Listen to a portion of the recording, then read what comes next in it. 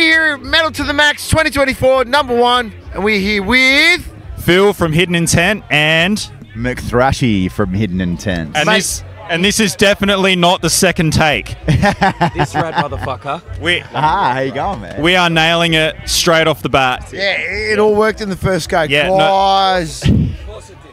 They didn't need me to come in and save them. No, not at all. You guys having a great weekend or what? It's pretty good, man. Like, yeah, this is pretty sick here. And yeah, we did a gig last night that was really, really cool, man, in Loxton. It was just really good, man. See, I love that. You're the smart motherfuckers that when I got a 12, 13, where'd you guys come from? Adelaide. 5-hour drive. Do a show fucking in between. We've been repping it for a long time, man. Like, probably 10 years now. It's like, if you're going to go somewhere, why go there for just one gig? Like, if you're going to travel to Melbourne or Sydney or even Broken Hill or whatever, Queensland, it's like, do more than one gig, make it more worthwhile. Try and play to, if you go somewhere and you play to 5 people and you sell 2 shirts, it's better than not playing.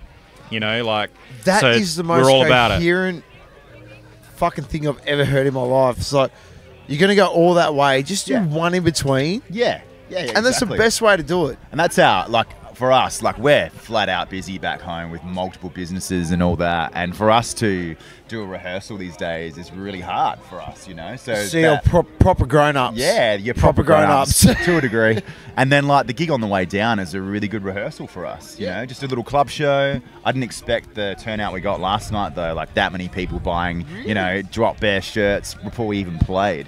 Wow. Yeah, it's crazy. But they're obviously in those towns. If you're a metalhead, I'm imagining someone in one of those towns who's a metalhead, and you're like dying to see a show. You have to travel to Adelaide, you know, 3 or 4 hours away or wherever it may be. Yeah, we've experienced it a lot. We've been to places like Darwin, Alice Springs, you know, like Loxton and lots of other little like country towns, and it's just they never get bands, man.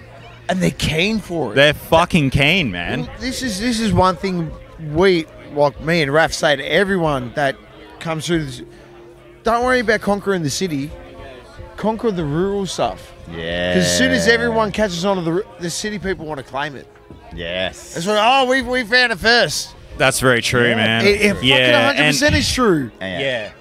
Look, so I grew up with a metal band that are big now, and that's how they done it. They just conquered the country scene. Yeah. They just went out and they made the effort. Hey, that is gorgeous. Hello there. Future metalhead offspring right here. I'm the same. So my kids don't realise it, but they love it. And they're like, I'll put on pop stuff and they're like, Dad, heavy. Dad, heavy. Dad, heavy. I'll keep it. I'll take that.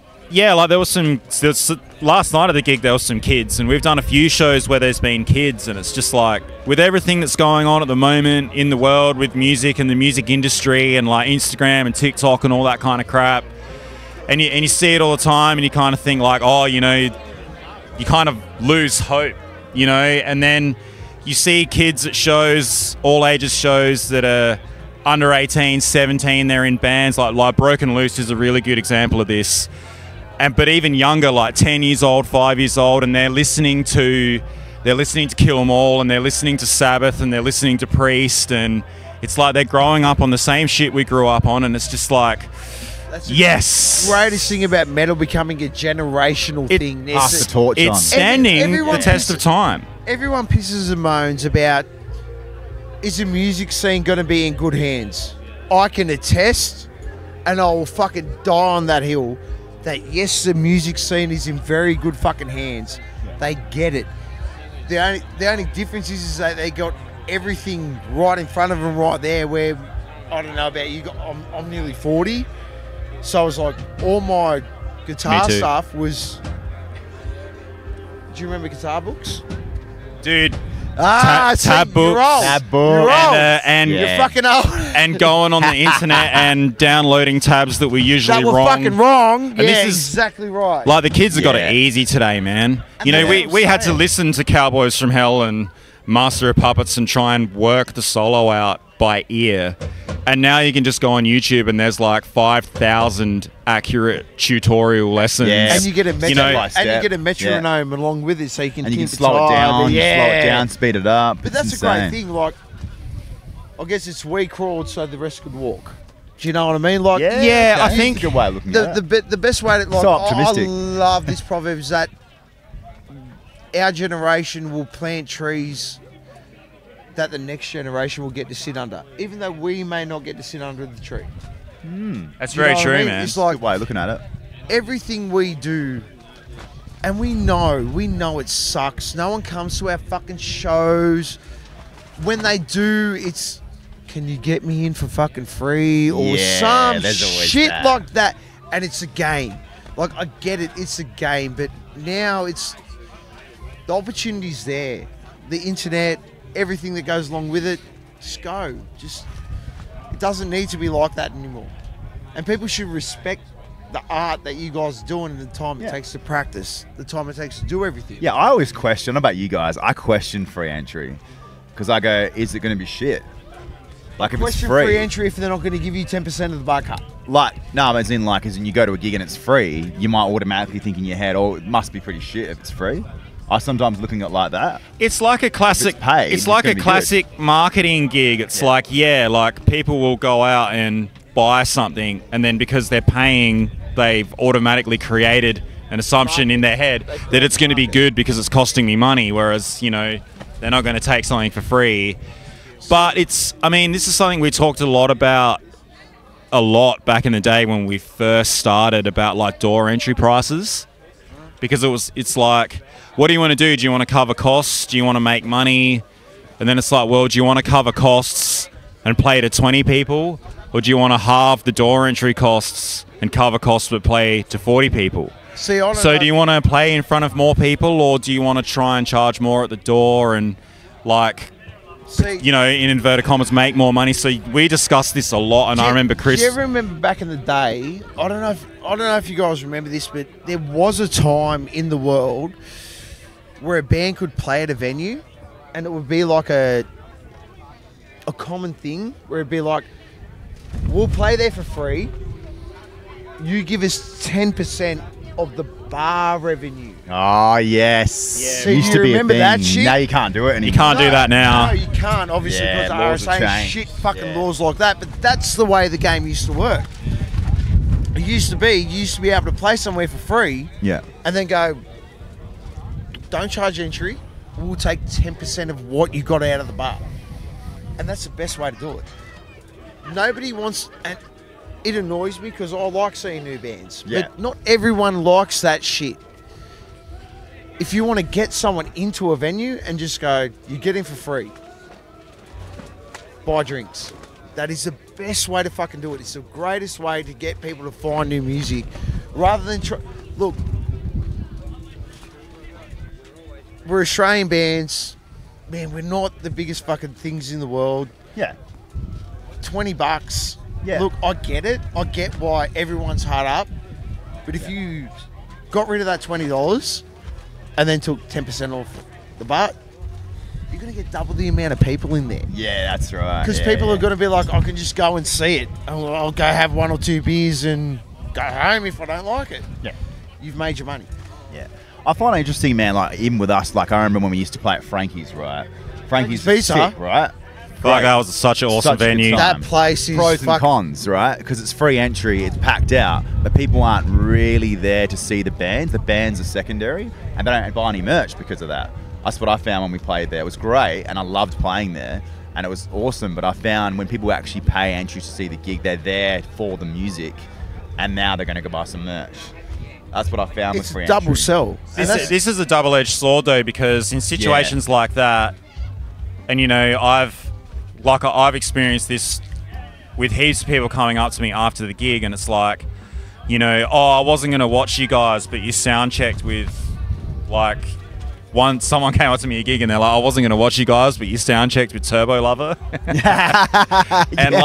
And then these gigs where like we've played with another band and the people have gone to see that band, or these free gigs at Frankie's, and you get the one or two people that are like, I didn't even know there was a gig on, or I wasn't going to come or whatever, and I was just here and like, you guys are fucking awesome, blah, like, so you can, there's positives and negatives to everything, I guess. That's the whole thing. Like, at the end of the day, I've always felt like, as much as it pays me to say it, I do want everyone to make money, and ticket sales are the best way to do that, but I'd rather see bums in seats than fucking big money on the ticket sales. And that's just me. We had a show at Camden last month, and we had the second highest numbers that we've ever had out there. It was like 87, nearly 90 people, whatever. One band played, 70 of them left. Wow. Now, what do you do there? Do you get the shit that's no one there to watch? Or do you get the shit, or are you happy that you're getting paid for the night no matter what you're doing? A bit of column A and a bit of column B. Bit of column A, bit of column B. Yeah. Yeah, Like, and admittedly, yes, I can completely understand from an artist's perspective. Yeah. It would be very fucking upsetting. We've done a lot of shows where we've gone interstate or overseas or wherever, and everyone's like, fucking Hidden Intent, like, we're going to put you guys as the headliner. It's like, please don't.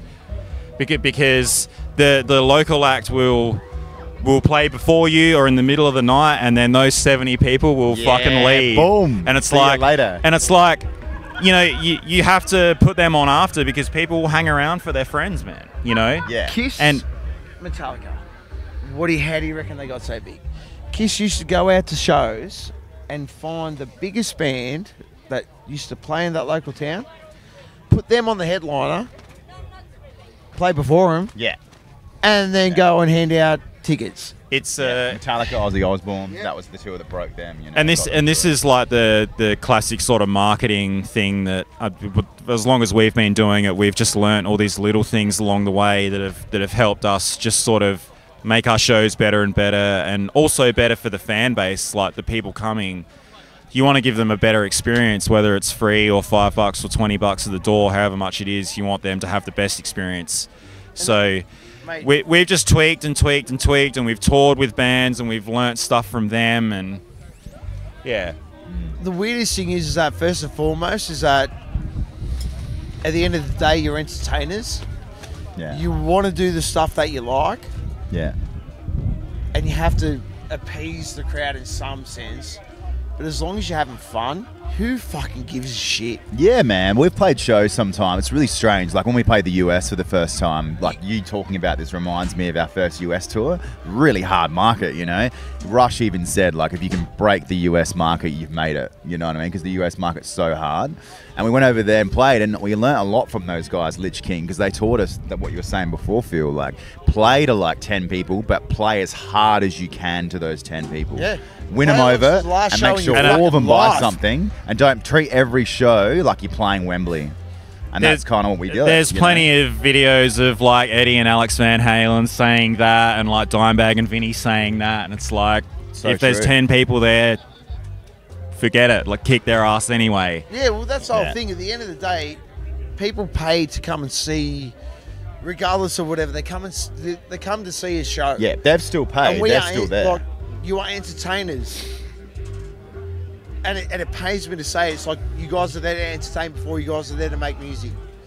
Yeah. And it's annoying, and I don't like it. I don't fucking like one bit of it. But you guys do it well. Yeah. And that's the big thing. You gotta break.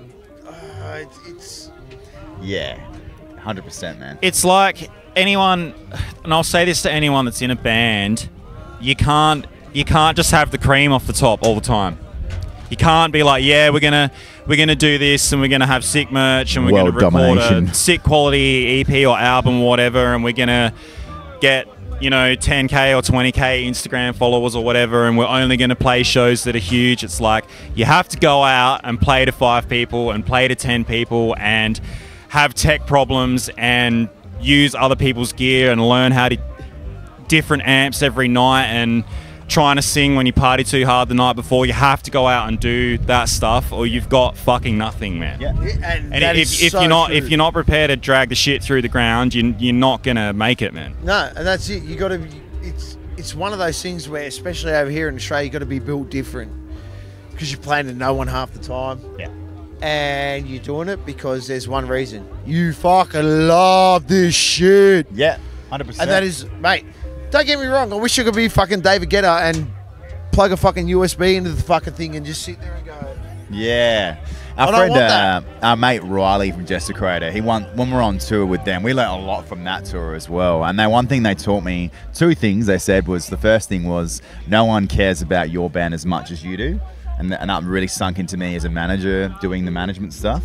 And the second thing they said as well was, being on the road can be like really hard sometimes. And you do have to get used to those. You have to treat every circumstance situational. You know what I mean? And the fact that particularly the Australian community, the gigs, it sustains itself. You know what I mean? It's never going to be like, for a thrash metal band in Australia, we know we're not going to be playing to like a Parkway Drive audience. And that's fine, but we've accepted that. And that's cool. But we can sustain the crowd we do have and then some. But that's it. Our market is in Europe, like we know it. Well, that's the one thing I've found with the Australian thrash market is that it's a very cult thing. But when they find something that they love, they fucking grab onto it. Man, they are loyal people. Oh, dude, you look at like Thraxis. You ever heard of Thraxis? Yeah. Yeah, dude. Yeah. Hamish from Sydney, love them lot to death. And they just get it. Bull, Alexandria, they just get it. Yeah. So yeah, I'll be the first one to admit, not the biggest fucking thrash fan in the world. Yeah, it's cool, man. But when people do it a bit different, that's only because I work off this whole thing of it's fucking 30 years old now. Do it different. Yeah, you'll get it. Downtune it, whatever. But it works. Yeah, and that's all anyone can ask for. But in saying that, the Australian thrash scene is one of the most fucking loyal scenes in the fucking world. 100%, man. Like, they are fucking loyal. And they buy all your stuff, And we have a lot of really fucking awesome bands down here, man. Like, really, really good bands. Yeah. We're going to wrap this up because bands are going. That camera there, give everyone a wave. There you going, Connor, right? Love you all. You guys are fucking awesome. No worries. Cheers. Thanks, everyone. Thank you so much. So much. Have a great Arvo.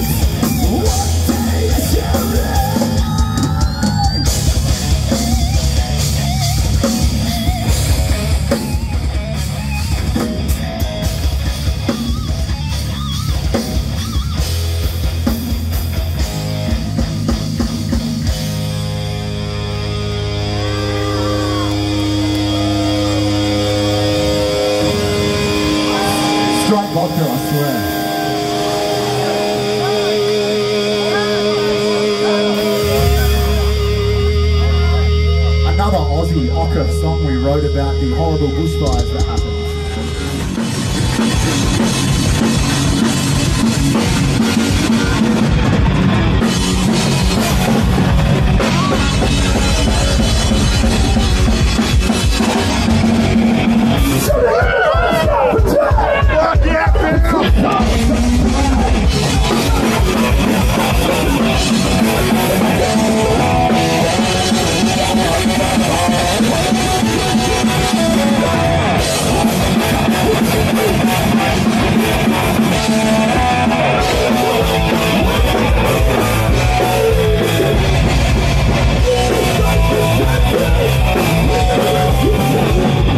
thank you very much for watching today's video. We really hope you had a good time with us.